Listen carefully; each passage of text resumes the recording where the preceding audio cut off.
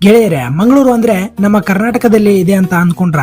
ಆದ್ರೆ ನಿಮಗ್ ಗೊತ್ತಾ ಗೆಳೆಯರೇ, ಇದೇ ಹೆಸರಿನ ಮತ್ತೊಂದು ಊರು ಸಾವಿರಾರು ಕಿಲೋಮೀಟರ್ ದೂರದ ದೇಶದಲ್ಲಿಯೂ ಇದೆ ಅಂತ. ಹೌದು, ಆಸ್ಟ್ರೇಲಿಯಾದ ವಿಕ್ಟೋರಿಯಾ ರಾಜ್ಯದಲ್ಲಿ ಮಂಗಳೂರು ಎಂಬ ಸಣ್ಣ ಪಟ್ಟಣವಿದೆ ಗೆಳೆಯರೆ. ಅಲ್ಲಿನ ಜನಸಂಖ್ಯೆ ತುಂಬಾನೇ ಕಡಿಮೆ. ಸುತ್ತಮುತ್ತ ಕೃಷಿ ಭೂಮಿ, ನಿಶಬ್ದ ರಸ್ತೆಗಳು ಮತ್ತು ಪ್ರಕೃತಿಯ ಸೌಂದರ್ಯವೇ ಹೆಚ್ಚು ನೋಡೋಕೆ ಸಿಗುತ್ತೆ ಈ ಊರಲ್ಲಿ.